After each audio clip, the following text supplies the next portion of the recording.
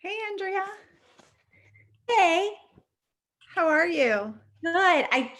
For some reason my light thing just like went out. Hold on 1 second. I'm gonna try to get Nope. it.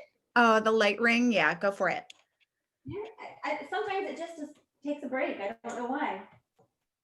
Mine usually gets like loose at the base. I don't know if the Yeah, it seems okay. Um, my little dude, what's going on with you?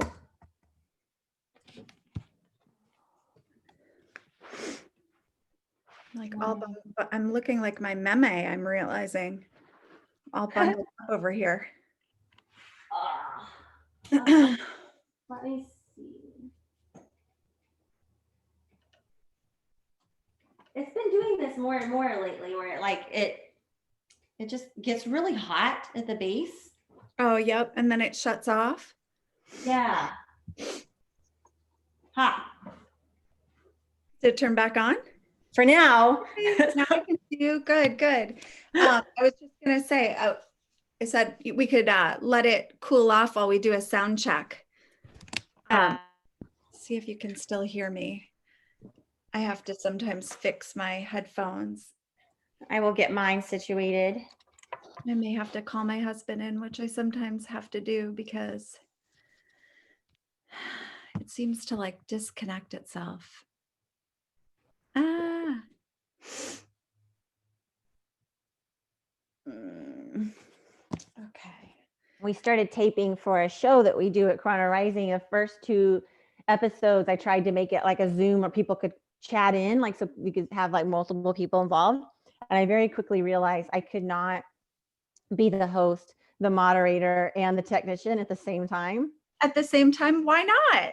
Right. And so you know, our first episode, about 25% of the episode is a girl in Serbia who I know, who was smoking while she was listening. And so every time she puffed, it would show her face. And so this is what everybody saw. oh my God, that's a riot. Well, plus it really is a lot to manage. I just saw if he can help me, because I'm the one that needs it. Yeah. Well, I decided we would not do live sessions anymore. We recorded and then released. I just couldn't deal with the live session. It was too much. I know. I was going to say it is a lot. And sometimes I have to say that there's so many different things to worry about. Like I'm so lucky that he edits for me and does so many of like the more technical things. But Nice. even just to do this, and to have everything be the way it needs to be and then record and have it all go smoothly, it can be stressful. Oh yeah, I've taken a bit of a break, but I'm resuming shortly. But for about 3 months, I was recording a full episode once a week for either Chrono Rising or for the other group I work with, Unitas. And so I was realizing like it's not, it's so much work to get the guest, to get the feel of the show, to put it together, to record it, to like create a show flow, then editing, and then creating all the like artwork and the music. And I've learned a lot. But I was doing it on my own, and I would realize like after Fridays, I would just be dead. I know. Do you guys still do that show that you were referring to? You just do it in a different way? So we're still going to be doing it. We took a break, and we're going to start recording. I think realistically in December, so that we can start airing it in January. But I realized what we did was the first season, our first experiment, if you will, with this content. The vision is really for survivors to have a space to share not just their stories, but really like insights and advice, and to speak to trending topics. So it was very episodic. Every episode was about a particular issue: youth homelessness, depression, sobriety during a pandemic, like different things, dating after trafficking. But so the viewership was very ad hoc. Like sometimes we'd have 400 people watching, and then sometimes we'd have like 12. Right. And so the vision for season 2 is it's going to be answering a question: is a beautiful life possible after trafficking? and we're going to be exploring the lives of 12 survivors who will be doing some of their own recording, some interviewing, and then I'll be editing it to make it a season that has continuity.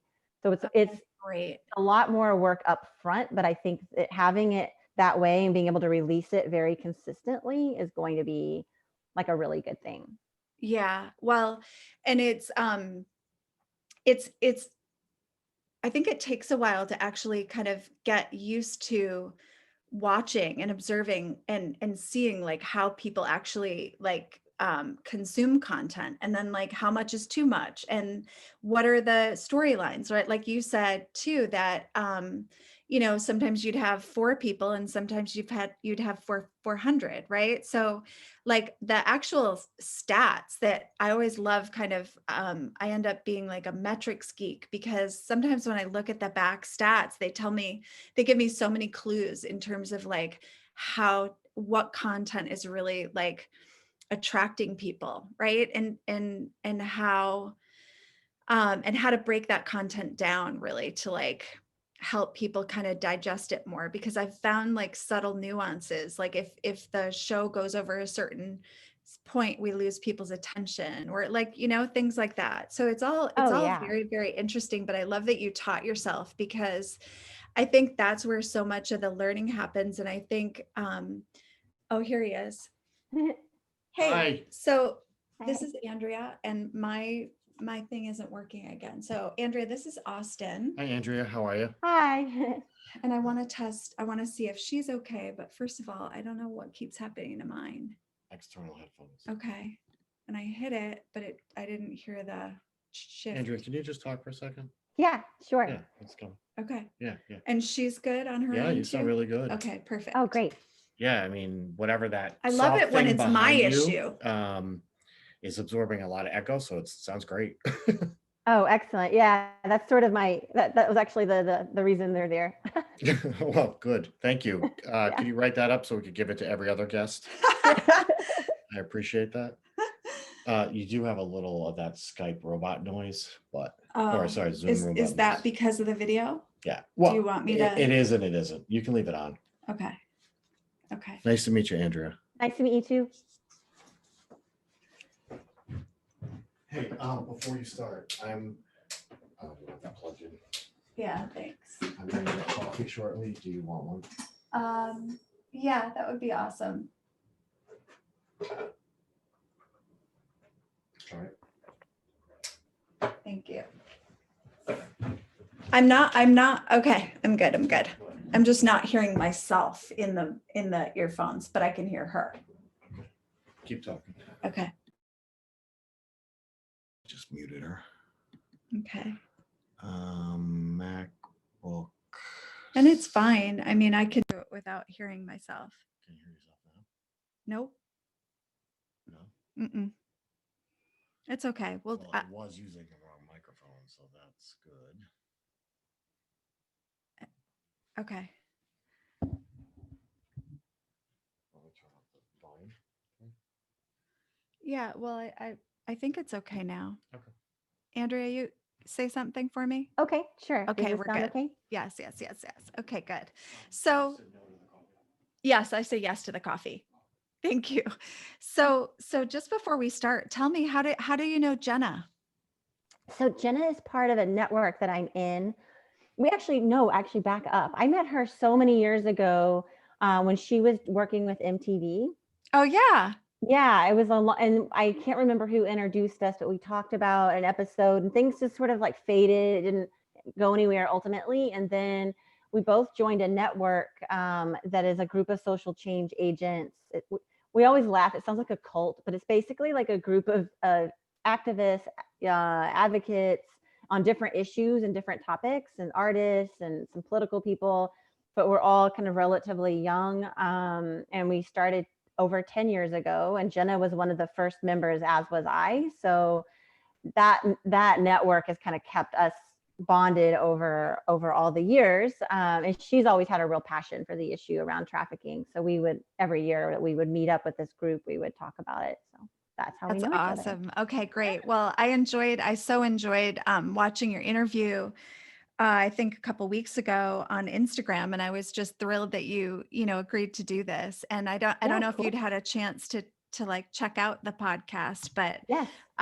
you know, we've had some great traffic. The podcast has only been around for a year, but we tend to deal with a lot and talk about and reveal a lot of feminist issues and a lot of you know, just conversations that I feel like there's either a lot of like myth or, you know, a lot of kind of taboo around, Right.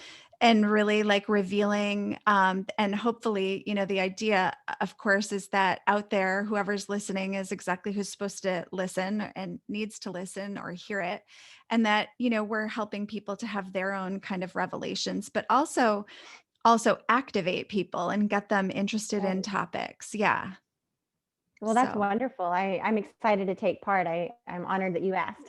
yeah, no, I'm thrilled. So here's what I was gonna do. I'm just gonna kind of do my thing with my intro. Now, did you want me to turn off the video? Is it or do you want to actually use the video? It's We up could to use the you. video. I think that'll be fine. 'Cause- I think I found different people consume content, as you said, in different ways. So some people like yes. to watch, and some people. I'm a listening type of person. I listen to stuff as I'm walking around, but a lot of people like to watch. So Yeah, good. And I was thinking too, like if I put it in a Dropbox file, you can use it, I can use it, you know, like awesome. if it works. Okay, great. So just take a sec to do my thing here, get my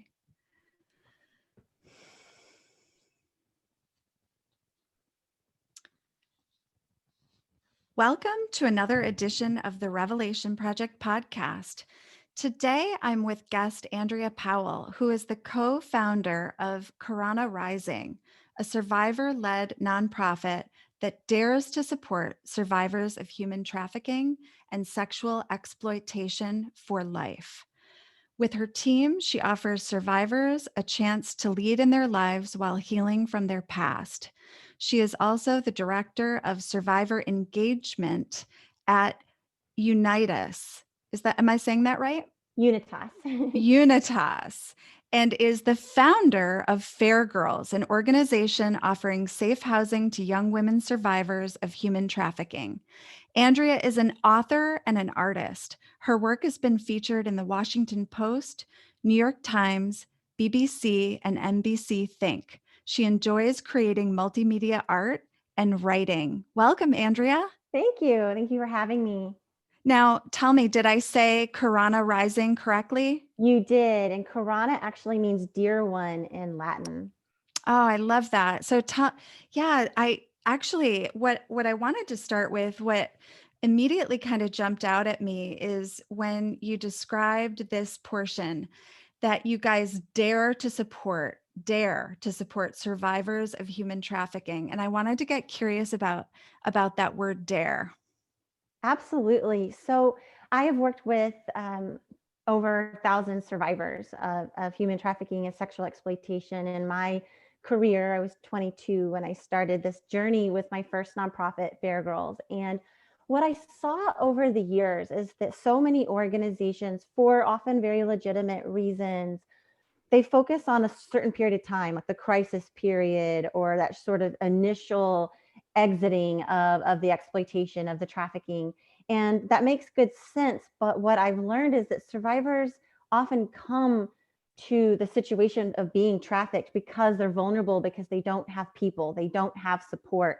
They've experienced homelessness, poverty, domestic violence, living in foster care, being forced out of their homes. There's so many different bad things that led to the trafficking situation in the first place.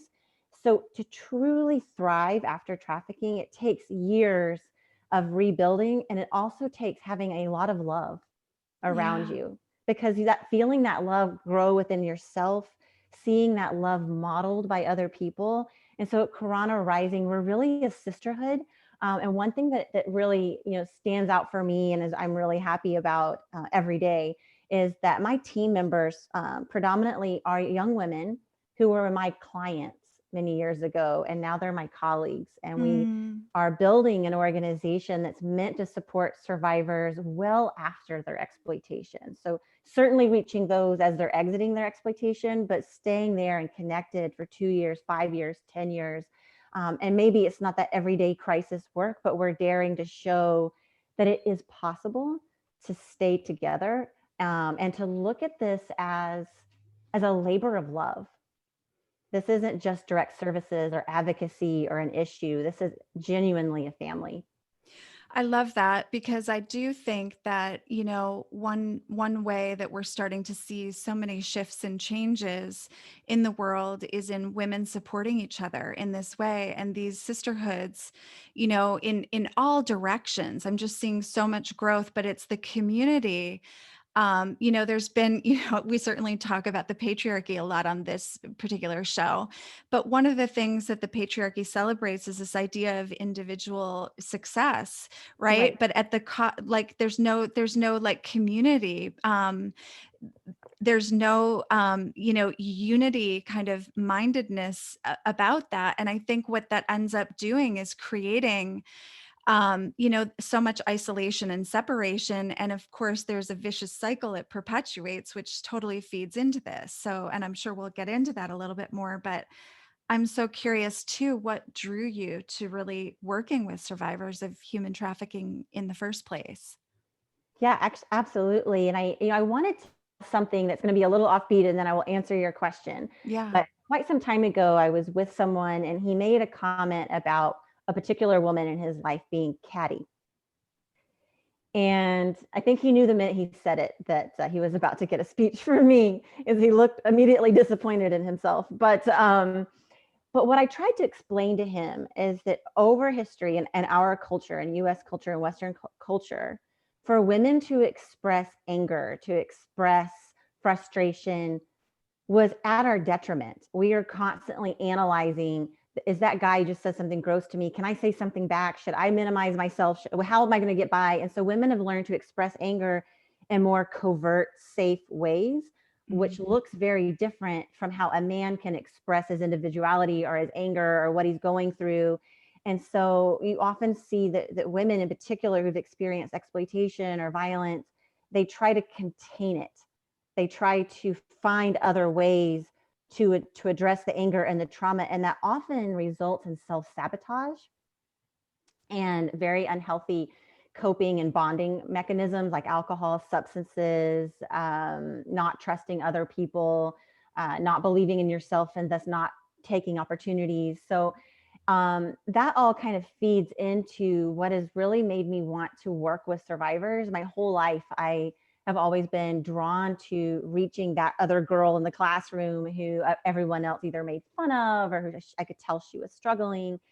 And, you know, along the way, I've experienced my own, you know, traumas around sexual assault and domestic violence. And so, you know, there comes a level of understanding, but it was really, while I was living in Germany when I was 17, I had a little friend who was a couple years older, and she was a wife to a man who was much older than us.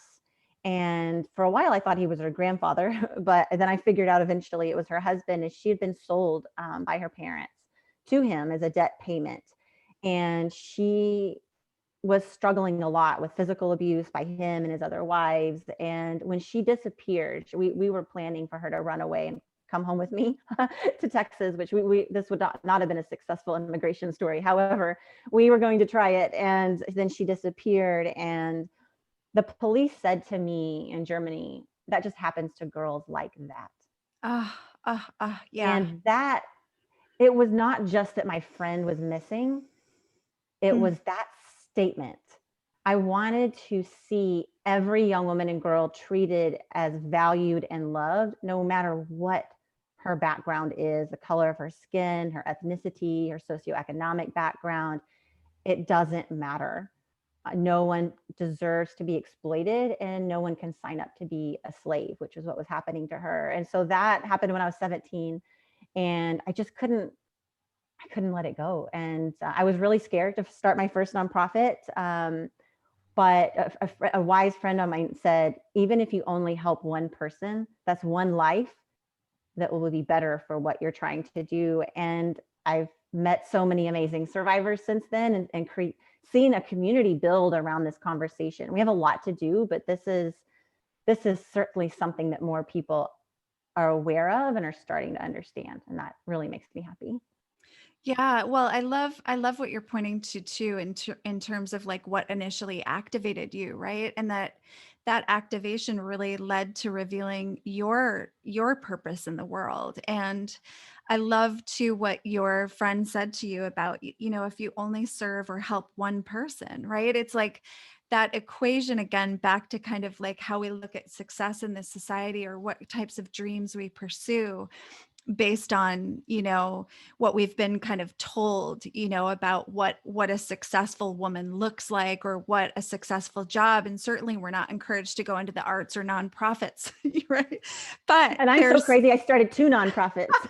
I must which really hate money. which I love. Well, it's so interesting because I have the privilege of working with a woman who wrote the book The Soul of Money, and what I love about that is the idea that you can use money for good, right? And it's about really helping activate kind of that soul connection to money.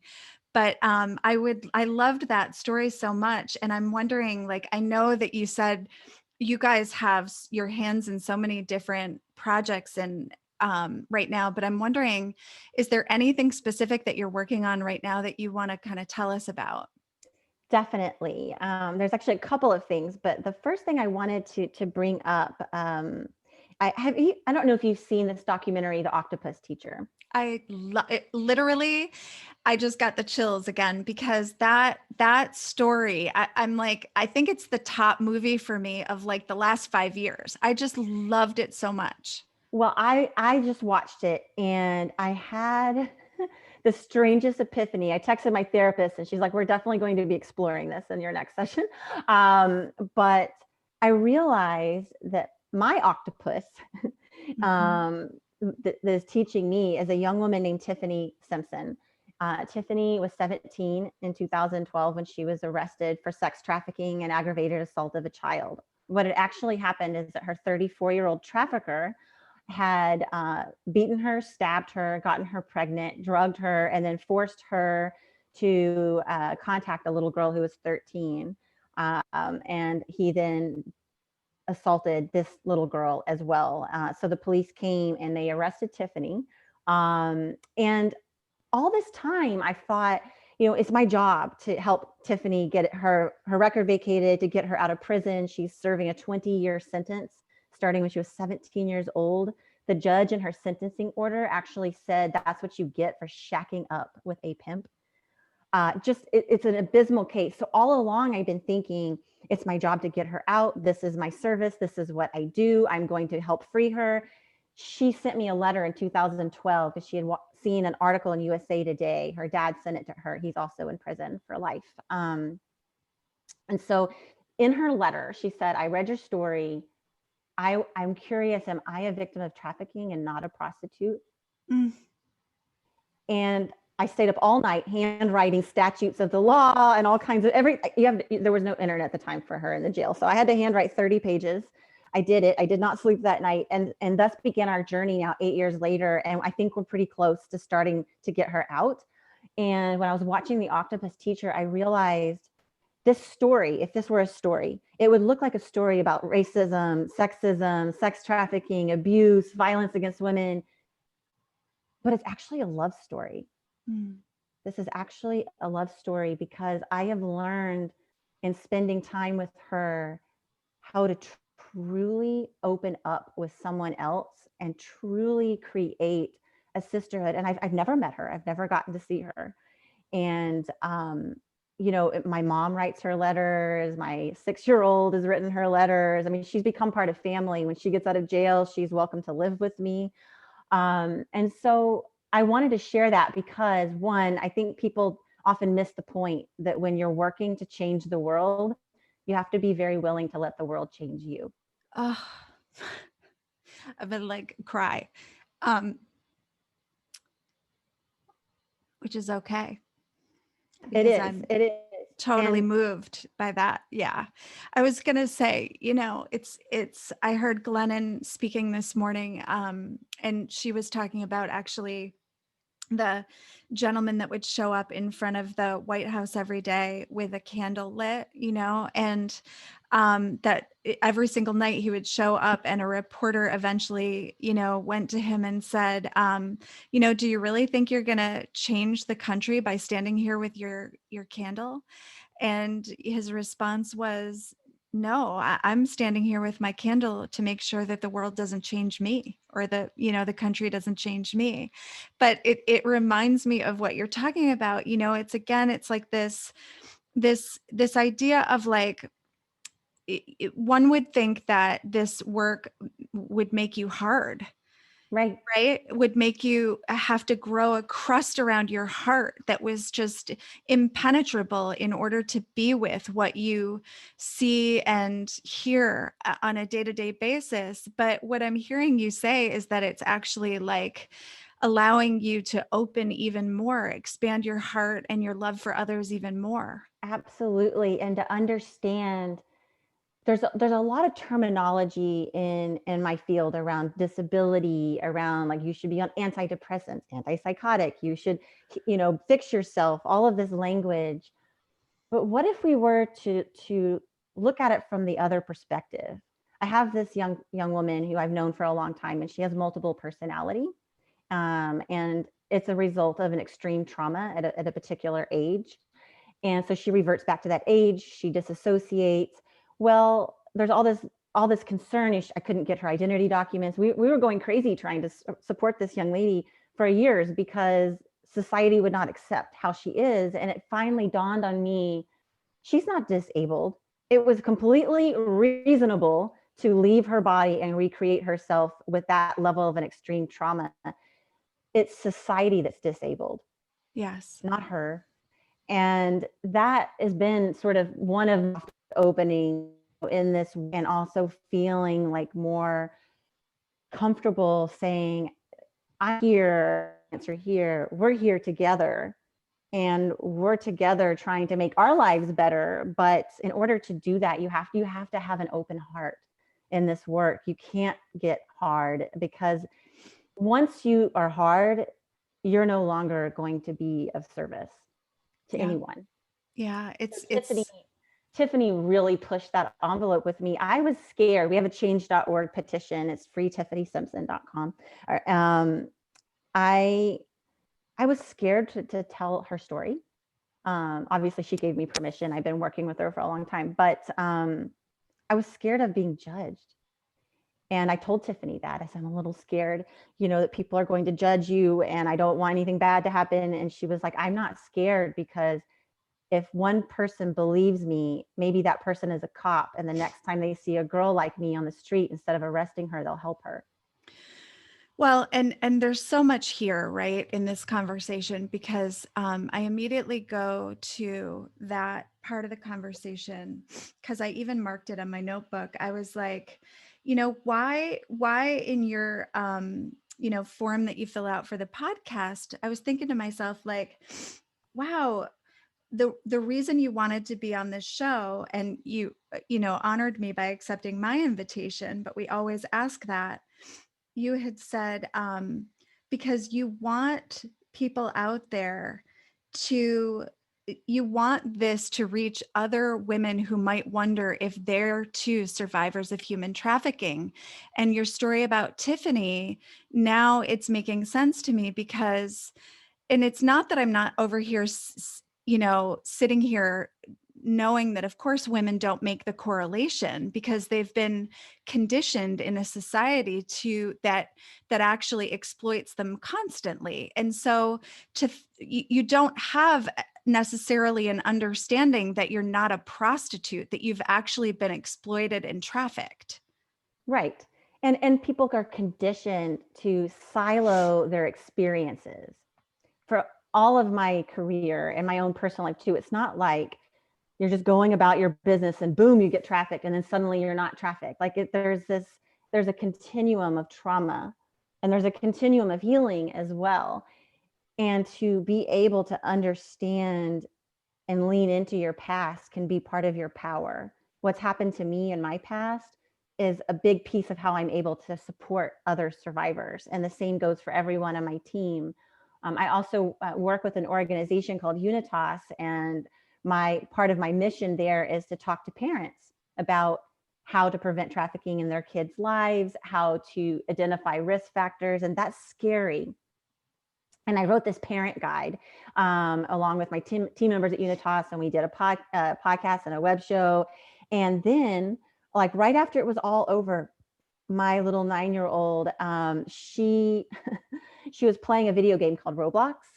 And I hope somebody who works at Roblox is listening to this, but they have a terrible platform and strangers and adults can get to kids. And it happened to her. This guy sent her a picture, was trying to get her address. Luckily, she came to me. And in that moment, I was panicked. I wanted to just put the iPad in the toilet. Like I had to like use my own parent guide on myself to calm down and realize, okay, it's okay that this happened. It's a teaching moment. And I'm so lucky because I understand the issues and I have the mental resources to work with her. And that really opened my eyes to the fact that we have to talk about this issue in a way that's about oops, my light just went out. Sorry about that. But okay. We have to be able to talk about this issue in an open way, because a lot of people are feeling it, experiencing it, and they're hiding because they're ashamed. They're scared of being judged. They're scared that if their kid, was sextorted online, if friends find out, they won't let their kids play with her kid. There's all this fear. But what if we really start talking about it, what we're going to, I think, learn is we've all been a survivor of something. Mm-hmm. And we actually can understand each other. It's great that we have such strong individuality in this country, but that shouldn't come at the expense of our ability to have compassion for one another and to ask for compassion for ourselves. Yeah, it's such a great point. And again, like so much of, this work that you're doing is it intersects so many different issues, right, that are going on in the world. And again, like I just grabbed a few statistics, and I don't know, if you can validate some of these, but I just wanted to kind of read some of these for a minute. So this was from the International Labor Organization, estimates that there are approximately 40.3 million victims of human trafficking, that 81% are trapped in forced labor, that 25% of them are children, that 75% of them are women and girls. It's a $150 billion industry. And I say that and I just want to vomit. And that 1 out of 6 of those trafficked are endangered runaways. Mm-hmm. Yeah. So, and interestingly, I think the other statistic I found interesting, really just morbidly fascinating, was that 86% are in the care of social services or foster care when they ran and when they were, became vulnerable to that situation happening to them. And so Yeah. I mean, those are really, I think it's when people hear statistics, sometimes they sort of disassociate with the numbers. But do you think of like, okay, a classroom of kids, and then you think about, well, okay, one kid leaves the room and nobody really notices, 2 kids, 3 kids, 4 kids. But with the foster care system, you have droves of kids who just simply vanish, or kids who slip by that people don't notice. Oh, they're not in school anymore, or they're not, coming to after school programming. Trafficking is like, it's like a disappearing act. Mm-hmm. And slowly those who are vulnerable and become enslaved disappear from our society in the everyday sense. And so in a way, it's like a magic trick to make them reappear. That's part of my job, and to reestablish that wholeness. One thing that really shocked me in my work in Washington, D.C. is that up until recently, if you were a child who was, say, involved with the juvenile justice system, maybe for theft, maybe for running away, maybe for skipping school, and then you disappear, there's no active search. Nobody looks for you because you're considered a fugitive of the law, not a runaway. And so I really think we have to reimagine how we frame the topic around, like, for example, runaways. They're not running away towards something. Something's pushing them away. They're pushed away, not run away. And we as a society think of them as, you know, bad kids or kids who are just kind of lost causes. And it's really that these are kids who are trying to survive. And then you have individuals who are exploiting them here in this country. When I've worked with survivors who are foreign nationals who, you know, are involved in labor trafficking situations, and those often involve people who are struggling with economic vulnerability, with issues of back at home. They're trying to build a better life for themselves. They're trying to survive, and so it's really it's just really important that we see people as whole in this process. And I often think about the fact that, like, labor exploitation, like, people don't think about how bad it is, but if you can imagine, like, I don't know how many listeners will have experienced it, but if you ever, like, work, you know, a waitressing job or a job where you have to get a tip and people don't leave you a tip, I'm going to use a very simple example. It feels crappy. Like, you feel like you've worked really hard and that's part of your expectations. But what if that happens over and over and over and over and over again? It starts to make you feel less worthy. Mm-hmm. And so in addition to the violence, in addition to the control, in addition to the abuse, your sense of self-worth, be it in a labor trafficking situation or a sex trafficking situation, changes. And we were talking earlier about money. Money is a trauma source for many survivors of trafficking because they've been told, you're never going to be worth anything. You don't know how to survive. You don't know how to live in the world. You don't know how to manage money. That's why I'm having to control everything. And so you walk out of that situation with, like, a fear of managing money. And that's a part of life. And so one of the things that we do at Chrono Rising is we work with survivors to create artisan products and jewelry and then help them sell it online. So we're really kind of, it's art therapy, but a part of that process too is saying, no, actually you have beautiful worth. You can create something dynamic and meaningful, and your trafficker was just totally wrong. And that's part of a beautiful awakening that I've seen with so many survivors, to see that you actually do know how to live your life, and you have a right to that. Absolutely. This whole topic about, you know, wholeness, and again how we approach victims. It's often the way we talk about the poor, right? Right. It's this same idea of that. You know, these are incredible people. They're resilient people. They're resourceful people. They're courageous people, right? And it's this shifting that kind of like blame and lens in terms of, like, again, completely transforming that conversation into a conversation of empowerment and taking great pride, right, in seeking, again, like, and I'm sure the rehabilitation process is immense, right, for certain individuals, and that there is an incredible amount of you know, damage that gets done, but it's the internal healing, it's the internal validation, it's the internal self-worth, it's the internal value that needs to be restored after Right. years and years and years of that being eroded.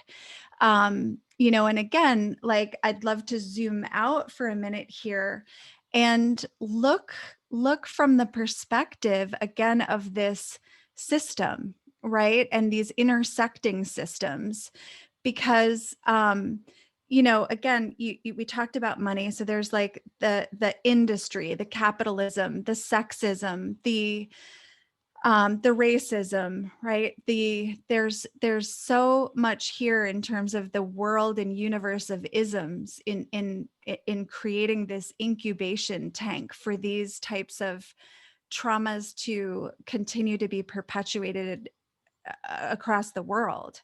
And yet there's a tremendous amount of you know, hope, because there's so much happening in favor.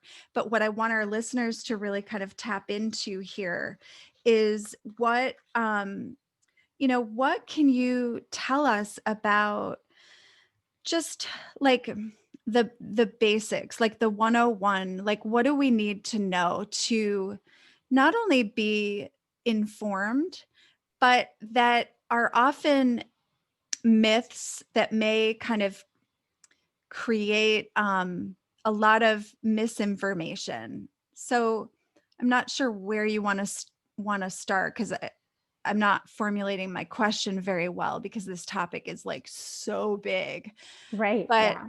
but maybe let's start with like, okay, so I'm sitting at home, right, as a parent, and I'm just noticing how even in this conversation, right, I've got my two who are now older, right? And I feel like we're past the danger zone. And then I'm like, oh, don't fool yourself, meaning, I have an 18-year-old and a 15-year-old. So, the fact of the matter is so much of the, when I was doing my research, I even was looking into how dating apps have become, right? And so I want to measure this conversation and say, like, yes, let's educate ourselves, but also let's really walk away from this conversation empowered and with a much greater sense of knowing what we can do as parents and individuals to make sure that A, this doesn't happen in our families, and B, what can we do to help you?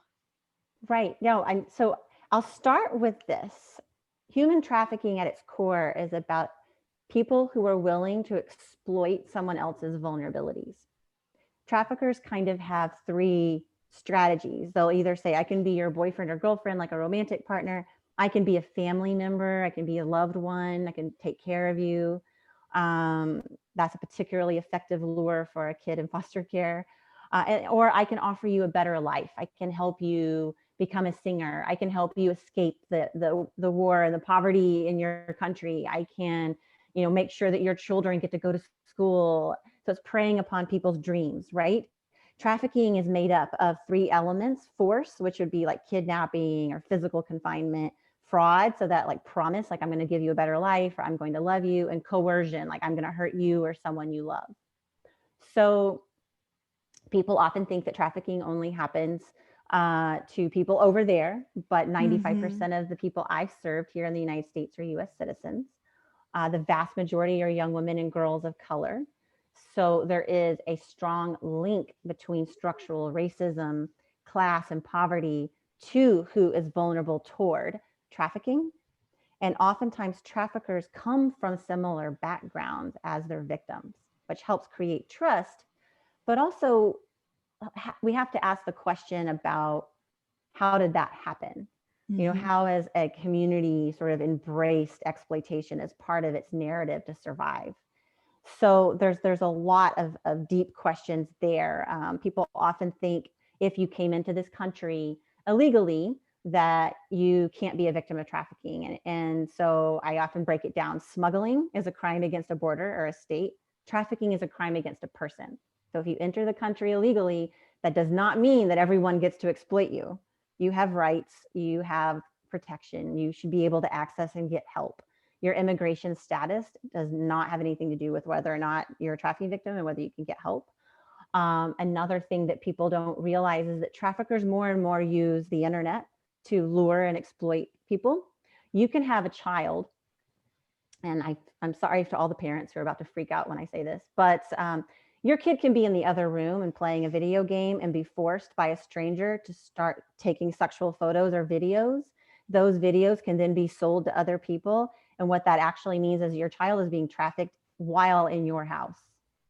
And so that's not said to scare people, to understand our vulnerabilities are much deeper than just on the outside world. And right now we have millions of kids who are at home trying to learn, they're isolated. They want to be able to play games like Roblox, right? But Roblox has put parents in a really difficult position, not just Roblox, but online gaming, because we want our kids to socialize. We want our kids to be able to learn new skills. We want them to be able to connect.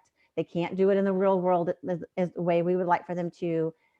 But at the same time, these people who are creating these games are fundamentally misunderstanding how they're perpetuating vulnerability and the potential for exploitation. And there has to be some coming in the middle.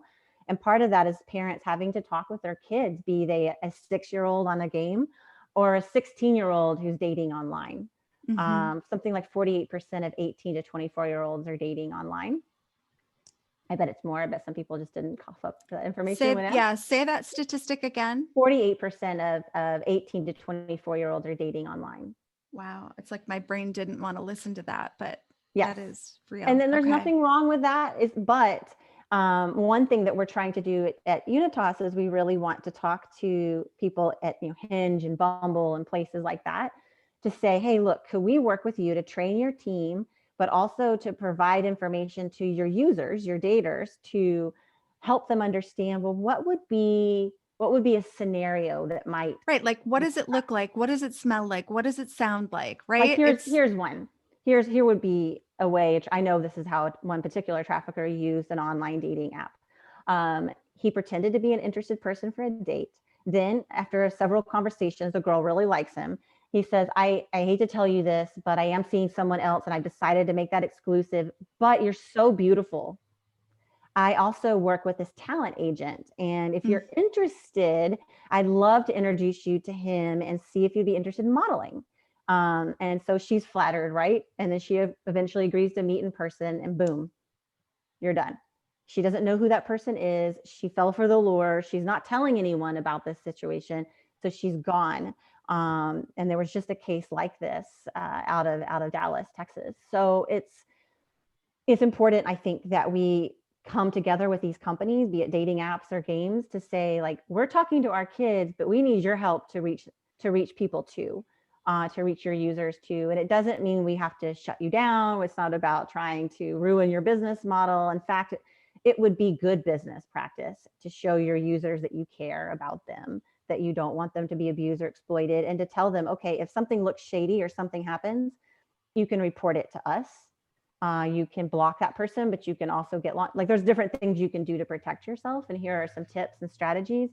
So I'm hoping that these places that we've written to will respond. And I'm really hoping that we can more and more show that while certain groups of people are more vulnerable, i.e. young girls of color, kids in the foster care system, right now with the pandemic, there's a vulnerability everywhere. And if you're not able to talk about the issue, you're even more at risk.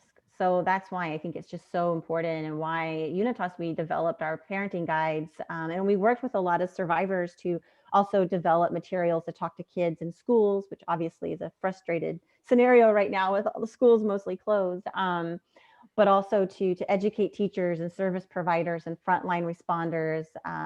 Along with another survivor, I train law enforcement on what trafficking looks like, so that they don't end up arresting girls like Tiffany, but instead realize this person's in crisis and needs help. Yeah. So I'd love it if you could actually go into that a little bit more deeply. What does that look like? Like how would you kind of train that officer what to look for? And then I'd love to revisit just again kind of what we parents can do at home, and whether there are some resources that maybe we could point our listeners to. Absolutely. So in talking to law enforcement, some of the things that we share, and I think this is something anyone could learn and benefit from knowing, you're looking for things like, is this kid missing school every Thursday and Friday? Is this kid showing signs of distress? Do they have a sudden new older boyfriend or girlfriend? Do they have like a new phone or new things that they can't afford? Are they more secretive? Are they pulling back from things they enjoy doing? Are they leaving home and not coming home at night? There certainly can be physical signs and indications of heightened sexuality and increased, sexual partners. There's a lot of things that you look for. And then also, if you're a police officer, are you seeing a kid who can't tell you where they are? They don't really understand their surroundings. Are they around excessive amount of hotels? Do they have a lot of cash, near them? Do they have an older person with them that doesn't look like that person is related to them? Those are things to look for. My colleague Ashley at Corona Rising, she actually breaks it down, and every time we train officers, they always ask, rightfully, well, what can we do, for like if we meet another 13-year-old girl like you who was being trafficked, instead of arresting her the way that you were arrested, what can we do? And Ashley always says it so simply. She says, you could just not arrest children. Oh my God. Yeah. Right. Right. Like it really is that simple, that like there's no crime being done. This is a child. Right. And the thing is, we used to have thousands of kids arrested for prostitution in this country, state by state. States are now prohibiting that, but they're missing kids who are being picked up for like what's called status offenses, like truancy or leaving home or a curfew violation. Those kids need to be screened for trafficking too, because there's a Right. lot of So other things. it's what I'm hearing you say is like all of these are signals, right? All of these are like micro cries for help, or maybe even macro cries for help. Like when you talk about the fact that, is this child missing, school repeatedly, right? Are they like, there's some things here that are macro and some that are micro, but it's again, being aware of what these signs and signals are. And getting curious, but also having a way to um, educate, right? Like teachers, law enforcement. I mean, really society at large. Right. There's so much, I think, that was revealed even in terms of like domestic servants, right? Who were trafficked basically, right? Like Right. there's it being maids or nannies.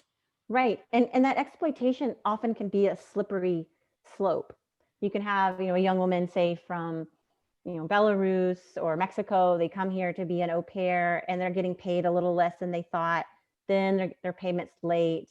Then they're working extra hours. Then they're not, they're being told they can't leave the house, that they have to stay. Then they're told they can't talk to their family members. Now they realize that their identity documents are missing.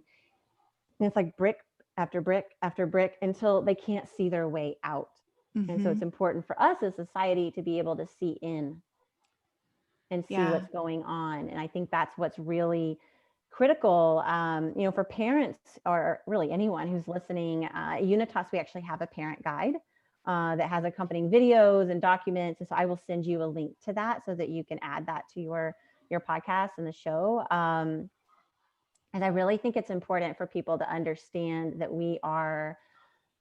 that this conversation has to get real. I'm really excited about an event that I'm working with my Unitas team on next week. There's a wonderful model named Masha Gutich, who's going to be having a conversation with us live streaming to talk about what she's seen in the modeling industry and how so many kids, they want to be influencers, they want to be Instagram famous, they want to be models. And that industry is really rife for exploitation. And even I get all kinds of bizarro requests on my Instagram, like, hey, would you model this for us?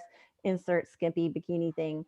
And I'm always like, I will not model for you. However, I will take your information and pass it along to other people who might want to meet you. Who might want to get really curious about what your real intention is. Exactly. There's this detective named Steve. He really wants to meet you. And he looks great in a bikini. And he's totally down. Unfriggin' believable, right? Right. Well, it's mind boggling. It's like when that guy sent those creepy photos to this 9-year-old girl in my life. And I thought to myself, you picked the wrong kid, buddy. But the reality is it's very hard to monitor that. That's why it's so important. You have to educate your kids. There was a family recently, their teenage son was sextorted online. He wanted to be a model. He was tricked, sending photos. Then he got scared. He realized something was wrong, told his parents. So later I was talking to his mom and she was in tears. She was sobbing on the phone. I've never met her. Talking on the phone, and she was like, what have I done wrong? And I said, stop right there. Do you know you must have done so many things right for your teenage son to stop and tell you what happened instead of swallowing that fear, or worse, continuing to send the photos, and his 8-year-old brother down the hall might be exploited too. You did something right by talking to your kids about trafficking and by showing them that they can trust you.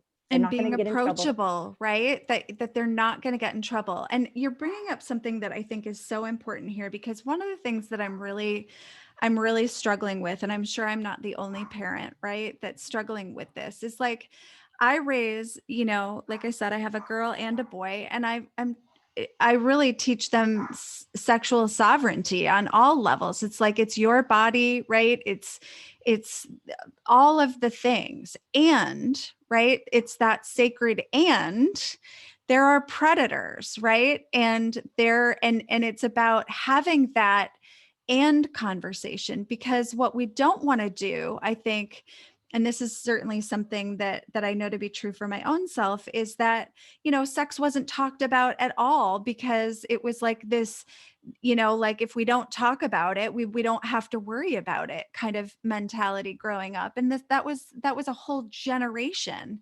right, of people. And I vowed that I would be completely different and be very open about it. And right, I know that I'm not necessarily in the majority, that there are a lot of people that are still very afraid to have the sexual conversations with their children, would prefer to kind of look away. And so there's like this, I think, again, like everything, two sides to the coin. Right. And I am striking that balance of saying, you can trust me, you can come to me with anything. And here are some lessons and things that I've learned. I say in talking to kids, it's just saying like, okay, I don't have all the answers. I'm not inside your body or your mind. However, I've seen these things. I've learned these things. What do you think about that? My little girl likes the story of Malala and the magic pencil.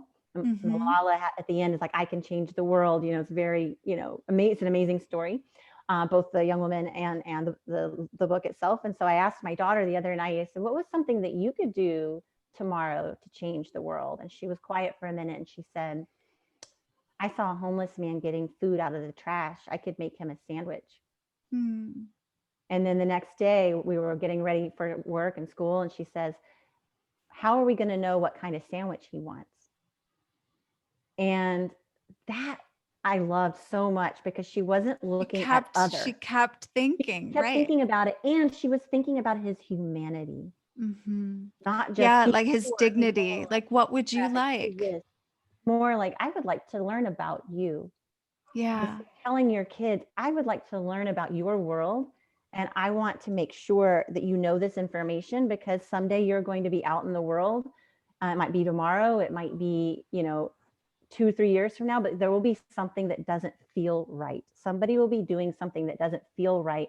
I want you to know, here are some things to think about, and following your gut instinct, because there's so much programming for kids of like, don't follow your instincts, follow the crowd, do this, do that, peer pressure, particularly online, to do sexy pictures, to do to exchange sexual images. And kids get into that, not realizing that can have very lasting effects.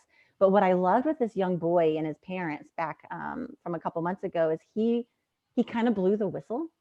He actually went online and told all his friends what happened to him. Wow. And he said, if I want other kids to be protected, and I'm not going to let this have power over me.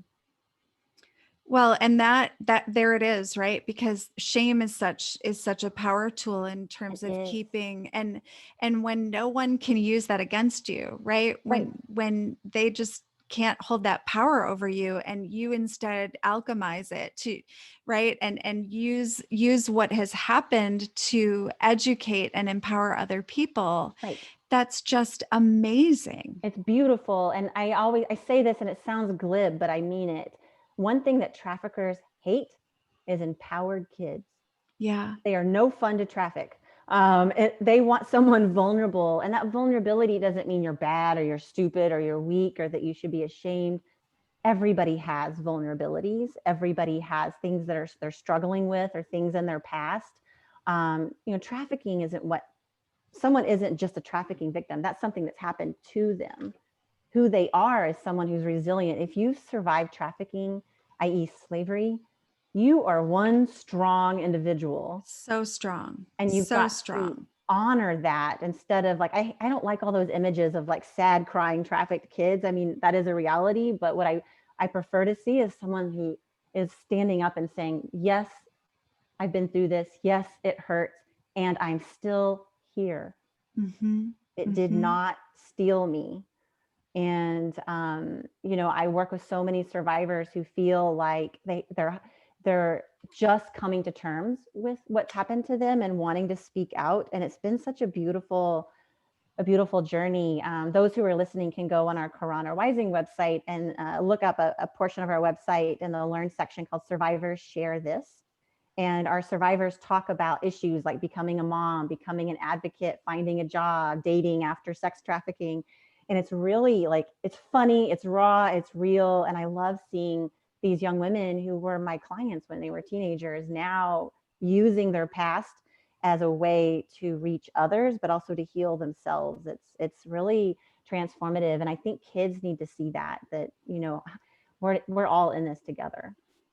We sure are. And I would love also just in terms of, yes to the website links, but what else do you really want us to know, like the world to know about, like, where do we need to stand and how do we need to get more involved? Like, what are some just simple, easy ways to just make a difference in this, just to counteract this and end it? Well, and I think I'm going to start with the reductive and span out. Of course, we need contributions at Corona Rising and at Unitas. Of course, financial stability for our survivor team is critical. Corona Rising, and that would be very meaningful. But I also invite people who are listening to think about what could they contribute from their own life. Are you a dentist? Well, guess what? A lot of trafficking survivors didn't have dental care. So they need free dental care. Are you a lawyer? Would you be willing to help in a custody dispute for a trafficked young woman to get her kids back from the foster care system? Are you a teacher? Do you know if there's adequate school lunches and school breakfasts for kids who are hungry? Because hunger and poverty is a big risk factor toward trafficking. Is there a homeless shelter in your community? Would you be open to volunteering or giving some food, because food insecurity for adults is a big risk factor? These are all ways to help. Also understanding, and you can easily find out, does your state still arrest children for prostitution and solicitation? If it does, then that's something you could write letters and advocate to your state or county legislators on. So there's a host of ways to get involved, ranging from the donations that are critical to volunteering to really figuring out, well, what do I like to do? I often tell people who want to volunteer, do something you love, because if you don't love doing it, you won't do it for very long. So pick something that is going to resonate. So for example, I love cooking, love it. One of my favorite things to do when I was running our safe home was cook for the girls and teaching them how to cook. And oftentimes with my daughter, we make food and give it to homeless people because we enjoy doing it. It makes an impact. It isn't going to change the world, just like the man with the candle. I'm not making the sandwiches because I think that person's going to eat that sandwich and suddenly not be at risk toward trafficking and suddenly not be homeless. I'm just giving them something to feel better for the moment. And you know what? That's going to show them the next time they can reach out to help. They can start to be seen and heard and really ask for support and help. And a little known fact is that homeless girls and homeless women hide their homelessness much more than men do, because being a homeless girl means you're probably going to be sexually assaulted. So it's much harder for them to speak out. So when you see that young woman or that older woman who looks vulnerable or looks like something's not in place, being willing to say, hey, not trying to get in your business, but are you okay? And just wait. Because the thing is, if your instinct is saying something's wrong, something's wrong. We're told not to listen. We're told not to be nosy. Frankly, I'm completely comfortable being nosy. I'm completely fine with overstepping. It's one of my primary modes of transportation. But it's really about just seeing people where they're at. So for the everyday listener, everyday woman, listen to your instinct and find ways to get involved that work for you. And, think about organizations that you want to support. It doesn't have to just be Corona Rising. It can be a homeless youth shelter in your community. It can be, domestic violence program, but finding what resonates with you, because trafficking is built. It's like a bad cake of homelessness, poverty, domestic violence, and the icing is trafficking. So if we take away the cake, the icing has nowhere to go. That is such a great point and such a valid point. And it's like looking at all of these just again those intersecting forces and really getting that like there's when you look again below the surface, right, you're able to see where it all connects, where it all just builds that structure that needs to be obliterated and destroyed. And I go back to, just again, like being aware in our own communities, really looking more closely at each other, really being able to look at those who seem to be hurting without looking away and just getting curious. Yeah. And being open and being willing to just connect. Yeah. And someone who, if you've survived, particularly, I think, sexual trauma, you can kind of feel it on other people. There's an energy. It's not a bad thing. It's just, and so I see that all the time, and I try to find little ways to not let that person necessarily know that I know, but to just give them that eye contact and that brief moment and with my eyes saying, I see you. It's okay. I see you. And that sometimes can make a really big difference in someone's life. I had a situation, this was a few years ago, it was a breakup. I was devastated. I was working in a coffee shop and I started crying and I was like, oh no, in the middle of the coffee shop. And this woman comes over. I don't know her. I've never seen her. And very gently, she looks at me and then she asks if she can hug me. And this woman, a total stranger, let me cry in her arms for 20 minutes. Oh, I didn't even get her name. She just left. And I can tell you exactly what she looks like and that I think that she's Russian. And that's it. That's all I know. And the gift she gave me, I'll remember it for the rest of my life. yeah, she And just made herself available like an angel that just yes, appeared and just gave you exactly what you needed. exactly. Without expectation, without questions, without judgment. And then she left. And my sense is that probably she'd had a similar moment in her life.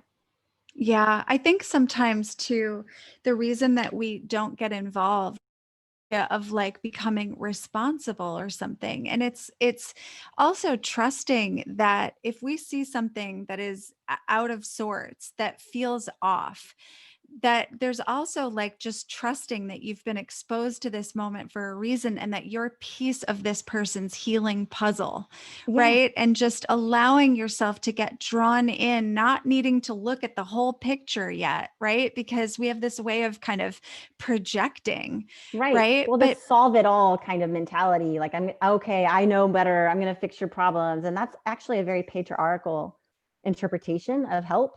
Whereas a yes, much more feminist, open model is saying, I don't have all the answers. I'm not here to fix you. You're not broken, but I'm here to be a part of that journey for you to feel better and to heal. And that could be helping you find a job. That could be listening to you. That could be a simple hello. It could be a whole host of things. But true feminist leadership is letting those in need tell you what they need and not do it for them. yay. I love this conversation so much. It's Me been too. so rich. And I just again like want to thank you just for your um huge heart, really. I mean, Thank you have you. such an enormous heart. I'm sure that's not the first time that you've heard that. I can just tell it just emanates and radiates out of you. Um, and there's so much here. So my final question is just, what would you say as just a parting kind of prayer or a parting request or whatever you want for kind of the last statement you want to make to our audience? For those who are listening, I want you to find your octopus. Mm, I want you to find your teacher. And that could be your child, that could be a friend, that could be someone you're trying to help. But really listen to what the world is there to teach you. Be comfortable sitting with that silence and asking that question. Because when we start to do that, we start to see ourselves and humanity in a different way. And then on a very kind of basic request, I'll mention Tiffany's petition again. It's at change.org. And it's free, Tiffany Simpson. And you can see it there. You can go to our Instagram at We Are Corona Rising. But we really want to free Tiffany. So if you could help us out by signing the petition or making a contribution or however you're comfortable, that would be really, really meaningful, because she is my octopus. And so it is really precious. Yeah, totally. Yeah. So for all our revealers, our listeners, let's free Tiffany. Let's get her home. Let's get her to a home. And obviously you've created such a amazing relationship with her. I can't wait for more to be revealed on that, for sure. Absolutely. I'm so excited for when she's free. She's never been to the beach.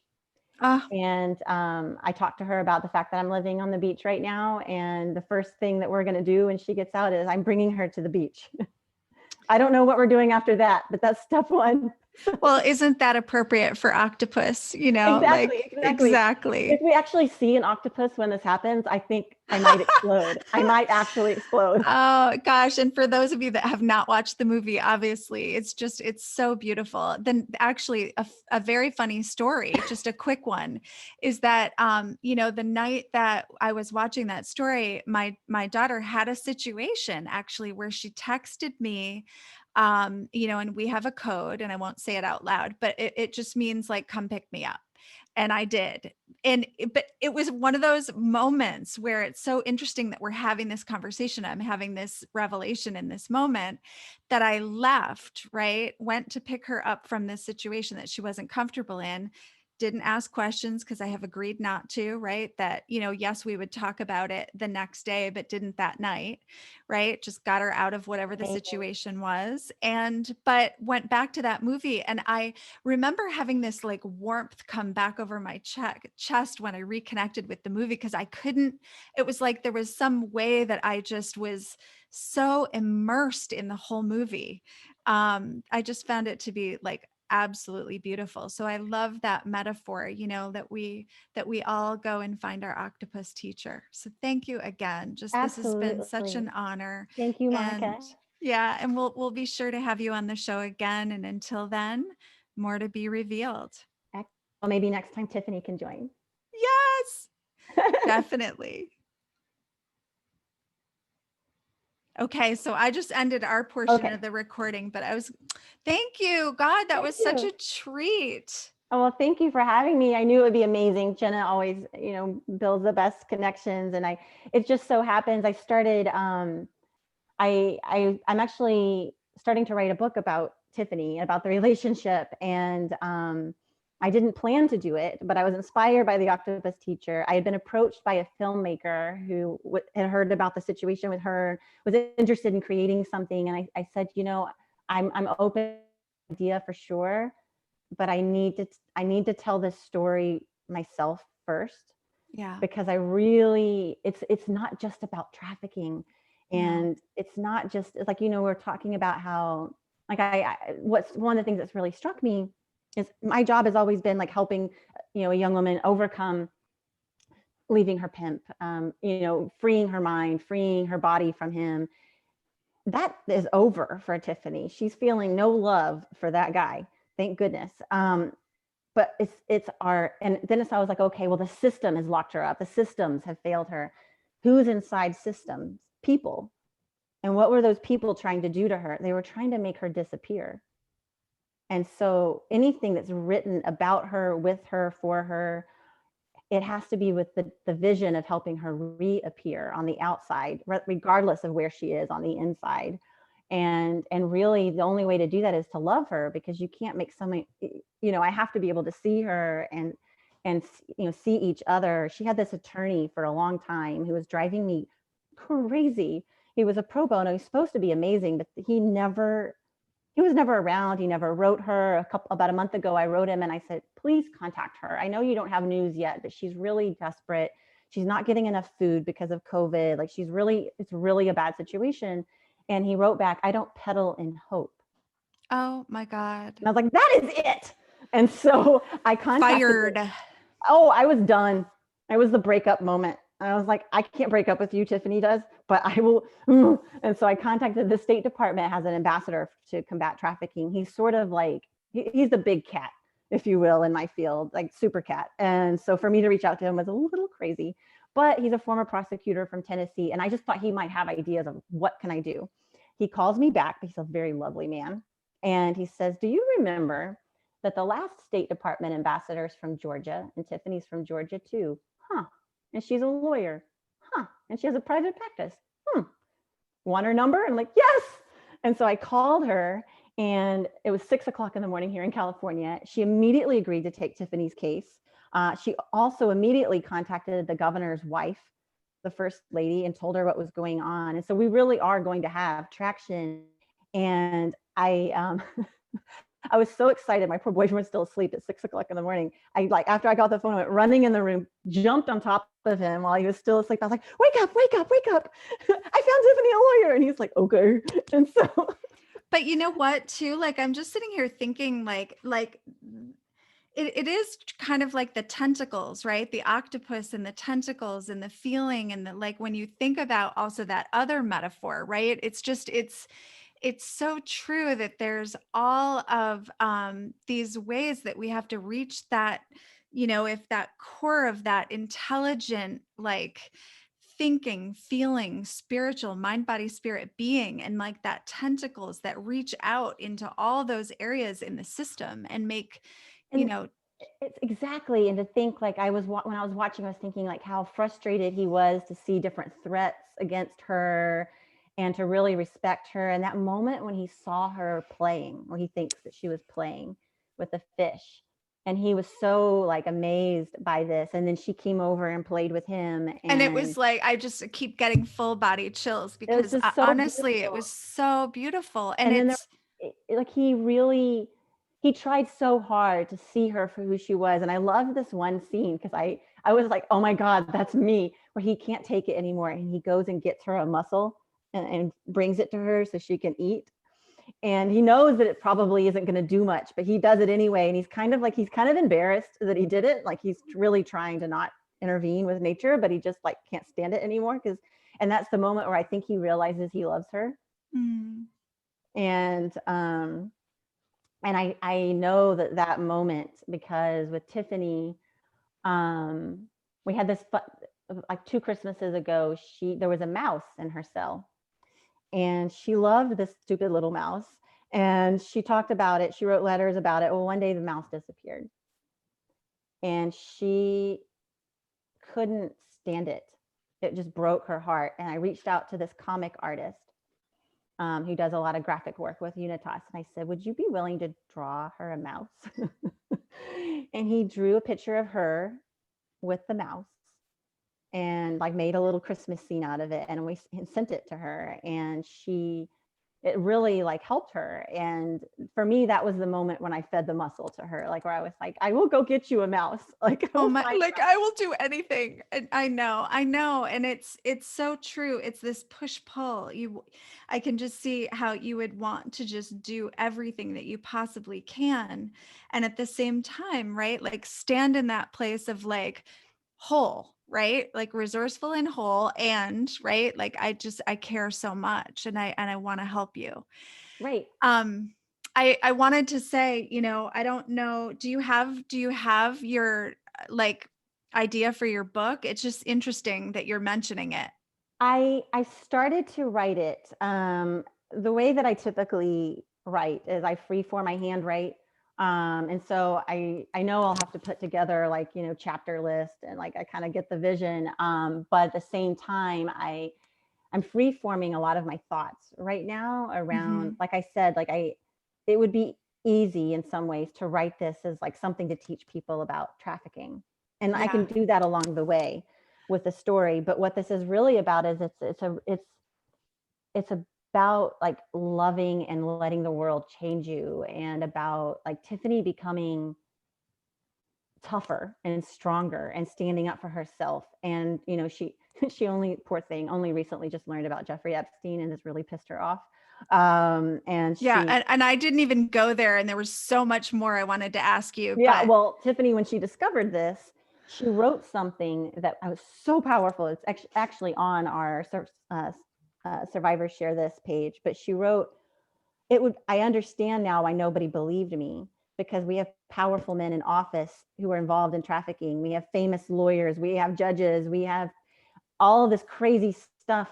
So why would they believe some poor girl in Georgia? Now I get it. And she was mad.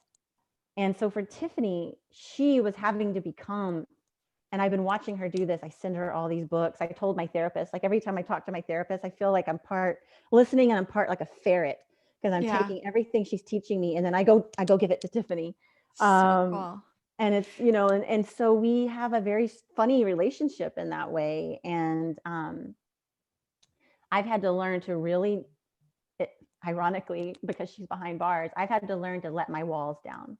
Yeah, there's such an incredibly powerful story, and you get this use of metaphors in such a way that like it's going to be a powerful story and a powerful book. But what I was going to say is, because it's so interesting, and I don't think it's an accident, which is why I'm bringing this up. I literally got off a call before I got on with you, which was a call from a woman that has tons of experience in the spiritual metaphysical world. And she used to basically take all these people's work and basically produce their book for them. She's doing a book journey with a small group of women.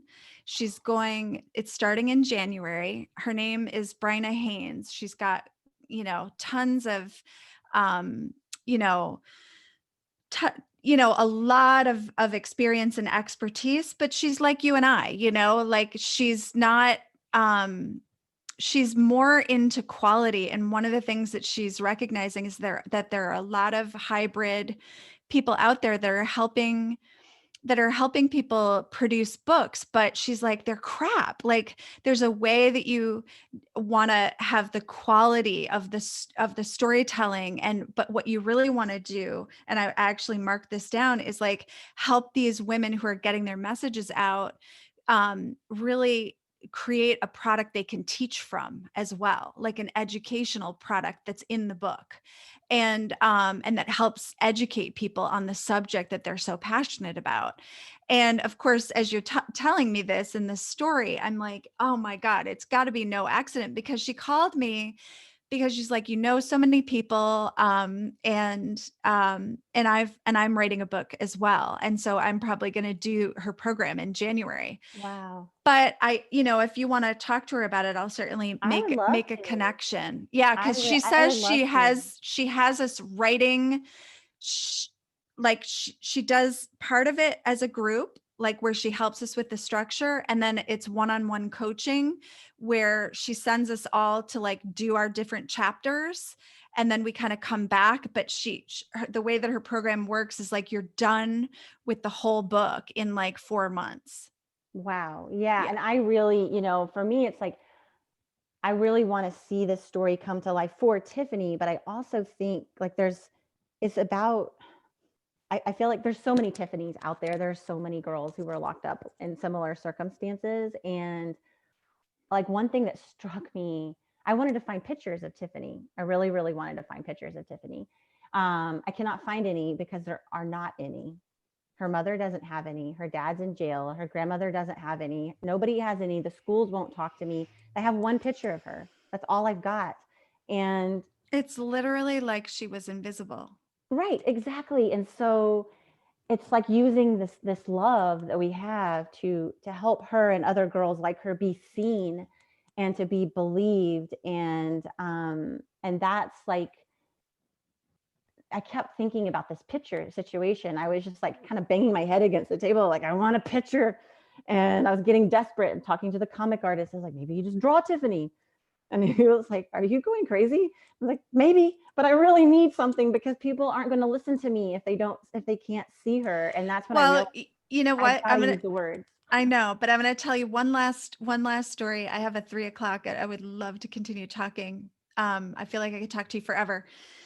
So when I started the Revelation Project 10 years ago, the project was started basically as a compassionate witnessing project. And I didn't know what I was doing because I too had come from basically a domestic emotional abuse, but, you know, had grown up in, and I was definitely like, it is by the grace of God that I didn't end up in a situation like that, because I was so vulnerable for that. And it really occurred to me as you were kind of talking about, um, you know, just what those vulnerabilities are. And of course, in the reading that I've been doing in researching before this conversation, I was just like, wow, like there's a way that I really had to just go through hell, right? And I think that there are those of us that have done kind of the healing journey or the heroine's journey and have been able to reclaim our parts and come back to the world with something of value, right? Where we're teaching and we're inviting people to see something or revealing something. But the first part of my journey, after kind of an 8-month depression in which I stayed in bed and, you know, got very, very close to suicidal, after I kind of came out of it, I had a really incredible kind of series of spiritual experiences. And shortly after kind of this very serendipitous series of events, I accidentally stumbled into this understanding that women all over the place felt invisible in general. And so I took a camera and basically like created a program, and you can check it out on my website because we have, so for the first 8 years, all I did was get 2 other volunteers, and we would take women through the Revelation Project, which at the time was this just 3 or 4 hour experience where they would come in the morning. We would have done an interview beforehand, done a meditation, and then basically she kind of surrenders. She allows us to kind of like play, do wardrobe, hair, you know, whatever, and then like actually get her a little bit out of her comfort zone. But the idea was to show her where she abandoned herself in her body. Yeah. But what we would show her though in the imagery is what she looks like when she's fully embodied. And we would publish only the images on social media where she was fully embodied. And everyone who saw the images, because she couldn't see the images until they were released. So she saw them at the same time the world saw them. So you can only Wow. imagine like how nervous you get. But like Yeah.